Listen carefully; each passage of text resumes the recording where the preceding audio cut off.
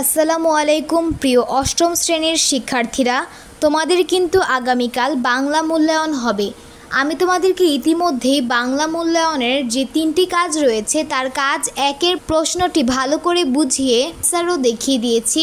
এখন আমরা কাজ 2টি বুঝে নিব এবং অ্যান্সারও দেখে নিব। কাজ 2-এ বলা হয়েছে দেওয়াল পত্রিকার জন্য একটি রচনা তৈরি করো এবং রচনাটি লেখার জন্য এই ধাপগুলো ফলো করতে হবে। চলো ধাপগুলো পড়ে নিই। কাজটি করতে হবে দলগত আলোচনার মাধ্যমে, মানে একটি দলগত কাজ। প্রতি দলে 4 জন করে সদস্য থাকতে হবে, অর্থাৎ 4 জনের একটি দল গঠন করতে হবে। দলের সদস্যরা নিজেদের মধ্যে আলোচনা করে ঠিক করবে কে কোন ধরনের রচনা তৈরি করবে। তবে প্রতিটি দলেই বিভিন্ন ধরনের রচনার নমুনা থাকতে হবে। অর্থাৎ একটি দলে তোমরা যদি সবাই বিবরণমূলক কিংবা তথ্যমূলক কিংবা যে 5 ধরনের লেখা রয়েছে তার মধ্যে যে কোনো একটি নিয়েই লেখো, তাহলে কিন্তু হবে না। 4 জনকে 4টি ভিন্ন বিষয় নিয়ে লিখতে হবে। অর্থাৎ কেউ লিখবে কল্পনা নির্ভর নিয়ে, কেউ লিখবে তথ্যমূলক নিয়ে, কেউ লিখবে বিবরণমূলক নিয়ে, কেউ লিখবে প্রায়োগিক লেখা। রচনার কাঠামো ও বিষয়বস্তু নিয়ে এবং নতুন নতুন ধারণা নিয়ে আলোচনা করা যাবে। নমুনা লেখাটি লেখার আগে দলীয় আলোচনার মাধ্যমে কী কী সিদ্ধান্ত নেওয়া হয়েছে এবং গুরুত্বপূর্ণ বিষয় উঠে এসেছে তা লিখতে হবে। রচনায় নিজের সৃষ্টিশীলতা, পর্যবেক্ষণ ও দক্ষতার প্রতিফলন ঘটাতে হবে। রচনার একটি শিরোনাম দিতে হবে, অর্থাৎ রচনাটির একটি নাম দিতে হবে, যেটিকে আমরা টাইটেল বলতে পারি কিংবা রচনার নাম। নিচে কয়েক ধরনের লেখার নমুনা দেওয়া হলো। বিবরণমূলক লেখা বিদ্যালয় অথবা শ্রেণীকক্ষ অথবা স্কুল মাঠ অথবা পাঠাগারের বিবরণ। তোমরা যদি বিবরণমূলক লেখা লিখতে চাও তাহলে কিন্তু এই কয়েকটার মধ্যে যে কোনো একটা নিয়ে লিখবে। এখানে অপশন দেওয়া হয়েছে বিদ্যালয়, শ্রেণীকক্ষ, স্কুল মাঠ, পাঠাগারের বিবরণ। যদি কেউ বিশ্লেষণমূলক লেখা লিখতে চাও তাহলে বিদ্যালয়ের সামগ্রিক সুযোগ সুবিধা। যদি কেউ তথ্যমূলক লেখা লিখতে চাও তাহলে বিদ্যালয়ে গুরুত্বপূর্ণ তথ্য। আর যদি কেউ কল্পনা নির্ভর লেখা লিখতে চাও তাহলে বিদ্যালয়কে ঘিরে কোনো গল্প।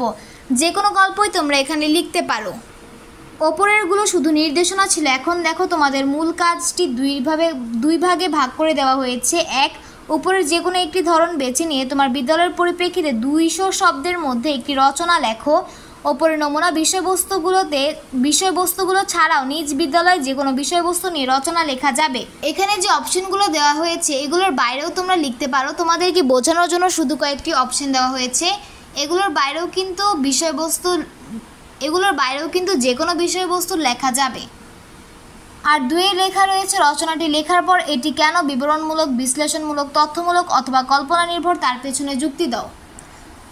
চলো এখন আমরা এই 1-এর অ্যান্সার দেখব, তারপর 2-এরটা দেখব। কাজ খ, উত্তর 1। আমি এখান থেকে বিবরণমূলক লেখাটি বেছে নিয়েছি। আমাদের বিদ্যালয়, এখানে তোমরা তোমাদের বিদ্যালয়ের বিবরণটি লিখে দিবে। আমি আর এগুলো পড়ছি না, আমি এতটুকুই লিখেছি। এখানে 200 শব্দ হয়েছে। তোমরা এখন একটি স্ক্রিনশট নিয়ে নিতে পারো।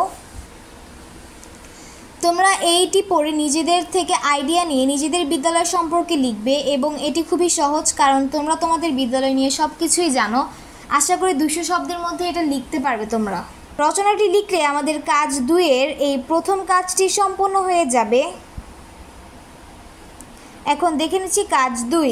রচনা লেখার পর এটি কেন বিবরণমূলক, তথ্যমূলক, বিশ্লেষণমূলক, কল্পনা নির্ভর তার পিছনে যুক্তি দাও। তো তুমি যেই রচনাটি লিখেছো সেই রচনার ক্যাটাগরি অনুযায়ী সেটা কেন এই ক্যাটাগরিতে পড়ে সেটা বিশ্লেষণ করতে হবে এবং যুক্তি দিতে হবে।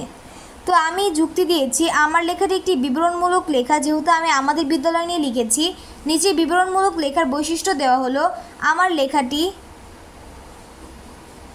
লেখাটি কেন বিবরণমূলক রচনা এখানে বোঝা যাবে। আমি এখানে বৈশিষ্ট্যগুলোই প্রতিফলিত করেছি যে এই বৈশিষ্ট্য, তাই এটা হচ্ছে বিবরণমূলক। একবার পড়ে দিচ্ছি তোমাদেরকে। স্থান, বস্তু, ব্যক্তি, প্রাণী, অনুভূতি, ঘটনা বা যে কোনো বিষয়ের বিবরণ দেওয়া হবে যে রচনাকে, তাকে বিবরণমূলক লেখা বলে।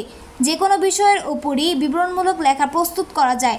বিবরণমূলক লেখাতে লেখকের চিন্তা ও অনুভূতির প্রকাশ ঘটেছে। আমার রচনাটি বিবরণমূলক রচনা, কারণ আমার রচনায় আমি আমার বিদ্যালয়ের সকল বিষয় নিয়ে বিবরণ লিখেছি। তো আশা করি বুঝতে পেরেছো যে যুক্তিটি এভাবে দাঁড় করলে হয়ে যাবে। তো কাজ খ আমি এখানেই কমপ্লিট করছি এবং এই ছিল আমার কাজ খয়ের উত্তর। আশা করি ভিডিওটি ভালো লেগেছে। ভালো লাগলে অবশ্যই সাবস্ক্রাইব, লাইক এবং কমেন্ট করবে। আমি একটু পরে তোমাদেরকে কাজ গটি দিয়ে দিচ্ছি। তোমরা সাবস্ক্রাইব করে রাখলে আমি যখনই কাজ গ দিব তোমরা সাথে সাথে পেয়ে যাবে এবং পরবর্তী সকল পরীক্ষার প্রশ্ন এবং উত্তর আমি অবশ্যই দিব। তাই তোমরা সাবস্ক্রাইব করতে পারো। ধন্যবাদ।